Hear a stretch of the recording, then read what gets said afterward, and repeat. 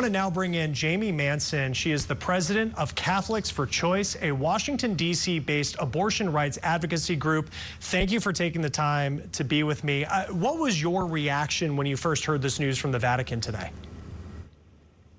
I've been campaigning for LGBTQ rights in the church for 20 years, Chris, and often have felt very pessimistic in that journey. Today, I have to say it took my breath away. I did not expect this to happen in my lifetime, honestly. And we've heard some pushback, though, where some say that this doesn't go far enough. The church, while saying that they will bless same-sex couples, it made a very fine line in saying the church still sees marriage as something between a man and a woman.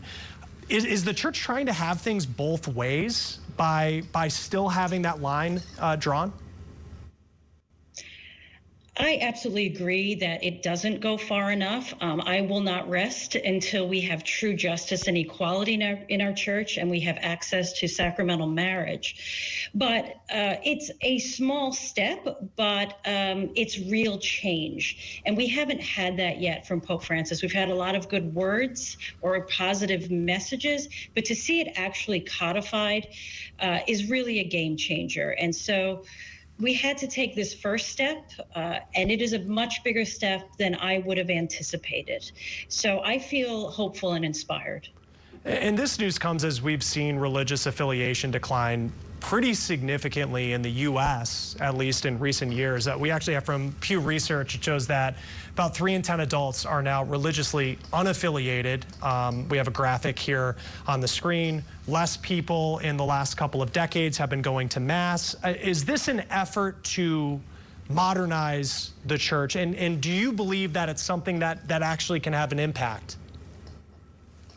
I think it can, because what it says to same-sex couples is that God's grace is working in their relationship. And that is a radical departure from the shame and stigma that we have had to endure for decades now by church officials. The hard part is going to be the fact that, especially in the U.S., a lot of bishops have created a climate of homophobia and transphobia. So whether or not Catholic couples will feel safe coming to their priest, that remains to be seen. A lot of priests have been, in a clandestine way, blessing same-sex couples for years. To be able to do that now in a much more public, affirming way is remarkable. But again, we'll see if there is enough trust there that has been built between LGBTQ people and the church that they will come forward and ask for that blessing, or that blessing will be meaningful for them at this point. Because Pope Francis is far more progressive than his predecessor, Pope Benedict. Even today, knowing that there are bishops who disagree with the statement that he put out, the position that he's taken on LGBTQ plus couples, how far are we away from, I mean, will the church ever, do you believe, recognize same-sex marriages? I think if they continue to listen with humility and openness, listen to our stories, listen to the holiness and goodness that so clearly comes from our relationships, things can change. So this is that first step, but there is still, the big hurdle is comparing, saying, well, same-sex relationships can do this, but heterosexual relationships are the gold standard and that's what God wants. That still creates a lot of shame and stigma. We do have to move past that. But we will, as things become more public and affirming, and we continue to push LGBTQ activists from a courageous place on the margins, it will happen. You can't hold back the spring.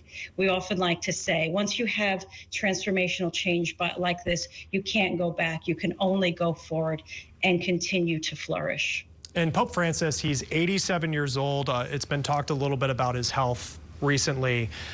For those who don't follow the Catholic Church and understand the inner workings, if perhaps the person who follows him in that position is someone who is more conservative, are these steps forward that he's taken when it comes to issues like LGBTQ plus couples and marriages, are those steps that can be taken back if someone assumes that position who is not in line with the same beliefs as Pope Francis? Sure, a pope can change any teaching he wants. I think what we need to find hope in here is that a change did happen, which we did not have previously.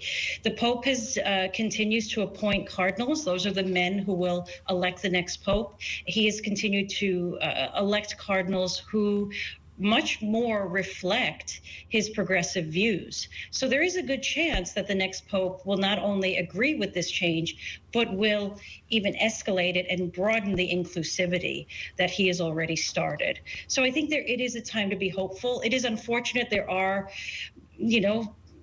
margins in our church that are angry and want the church to be exclusionary, but that's not the church that Jesus called us to. And we activists will continue to push for a church that really reflects those values of openness and inclusivity and welcome. It is certainly a historic day for the Catholic Church. Jamie Manson with Catholics for Choice, thank you for your perspective on this. We appreciate it. Thank you, Chris.